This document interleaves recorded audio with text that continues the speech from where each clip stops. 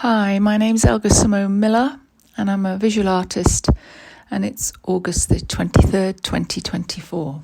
I came to art about 7 years ago, actually graduating from my MFA in 2020.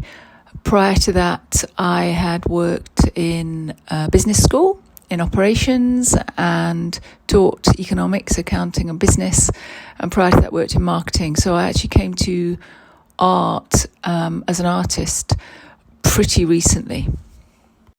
I think the background that I've had in specifically marketing and business, which is where my degree and previous master's was, has made me extremely organised and not too bad at project management, although many artists actually are great at that anyway. I think it's made me pretty commercially minded. I've always had to earn my own living, and so I think that's in the back of my mind, and that can be a help, but it can also be a hindrance with art. And actually I've had to put that aside to really be in the process and accept that it can be slow and not feel particularly productive at times. And so I have to constantly kind of ground myself and reorient myself actually in the now rather than trying to run forward. And I think that's actually partly my nature and partly my training. I don't know if my childhood was unusual. I think everybody probably thinks their childhood is unusual and very ordinary because we've got nothing to compare it to. I think there was a lot of change and a lot of unsettled periods in my childhood. And with regard to having a specific reference point, I think, slightly obsessed with psychology and child psychology, attachment theory, psychiatry. I'm really interested in why we are who we are. The nature and the nurture debate is old now, and it doesn't fall into those two categories. It's much more nuanced, but I'm interested in that whole area, how we adapt to trauma and how that shapes us, and how two different people can react very differently to the same events in life. And I think that is actually quite an anchor for my work. I think that's certainly the reading that I do, whether it's fiction or non-fiction. That's the area that I'm interested in. My work is all figurative, and it is all about the people and the person. That's the only thing that elicits a response in me. And my work is very much a sort of a projection of what's on the inside. It's not a reflection of what I see on the outside. I'm interested in people and layers. And so I think there were themes in my childhood that come up regularly. The figure, psychology. I'm interested in the truth, frankly, and I don't like opacity. I want to peel back the layers and find out what the truth is, even if it's uncomfortable. I'd rather live with an uncomfortable truth than a comfortable lie. And I think that is quite uncomfortable for me sometimes.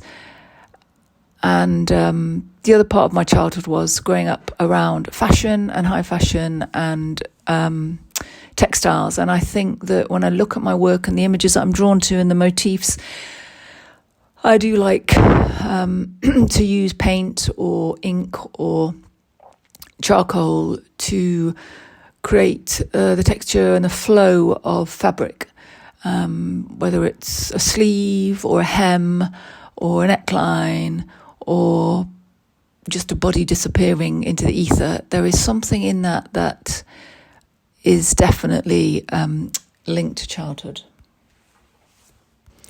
In terms of influences, I grew up with the images of Burne-Jones and Hopper on the walls as prints and couture fashion, so I was surrounded by that. But I look back at Monk and Burne-Jones a lot, Hopper, Alice Neal, Rago, Nancy Spiro, Egon Schiele, as we all do. More contemporary artists often look at Cecily Brown, Michael Armitage, Nikki Hoberman, Nicole Eisenman, Alex Katz, Alice Neal and Eileen Cooper, and also still, I surround myself with a lot of Rego. All of these are figurative works, and I'm just always drawn back to them. Biggest challenge as an artist is slowing down and living with ambiguity. It goes against my nature, which is to push for clarity. So there is a real tension and release, a slight dissonance sometimes with that. But I am learning to sit with it better, and painting is teaching me a lot about that. And it's really helpful and really challenging. I think my younger self would be to think before you make decisions. Better decisions come from taking your time. I think my younger self was always running and reaching for everything and running forward. And I think sometimes you can just be busy being busy. That's what I would say to my younger self. And also just to find the joy in things. I have two sides to me. You know, I can feel the darker side and I can be really hedonistic. And you do need both. You do need both. I thought about unconventional mediums or techniques. I think I I paint like a printer and I print like a painter and I draw with a combination of both, which is a little bit unconventional, and it's partly because I went straight in at the MFA, so I never did an undergrad or a foundation year in the arts, and so I've made it up as I've gone along and learned through trial and error, which we all do. One thing I do is I use pastel with paintbrushes, so I don't tend to draw with pastel blocks, if you like. I use a paintbrush, so I get a much finer finish, and my under paintings are under drawings, and my under drawings are always pastel, so that is whether I take them to paint or they remain in pastel or they go to charcoal, but they will start in pastel, and I think that is quite unconventional. And a lot of my paintings are a combination of oil paint and pastel or charcoal.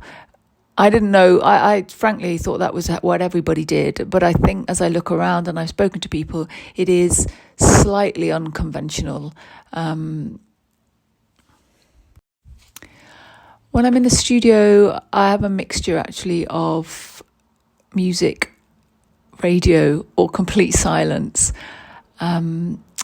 depending on what I'm doing. If I'm drawing, or print or cutting wood for my prints, I will tend to have the radio or music on. When I'm painting, if it's music, it has to just have no voices, or I paint in silence. There's something I think probably I need to concentrate more when I'm painting. Sometimes, to be honest, my head is so full of thoughts, ideas, noise, whatever you want to call it, that actually I need silence because it's too much. And then other days when I feel like I've emptied my head onto the canvas or the paper, I can have the radio or music because I've got it out and there's a piece within me, and therefore I can listen. I don't know. I assume everybody's like that, but that's probably not the case, but that is the way I work. In terms of what I hope people take away from the artwork, I just hope that they feel something. It's a total cliche, but I hope that they feel something, whether that's the complexity of something that I'm trying to put into my work or say. It might be joy, it might just be that it makes them smile seeing a colour or line, but just that they feel something, that they're not passive actually, that there's some sort of reaction. And I've had to stand in front of artworks where people have wanted to talk to me about how something is wrong about it, and that's okay. We all see things differently and we all feel things differently. So feeling something is the most important thing, and that means you're alive.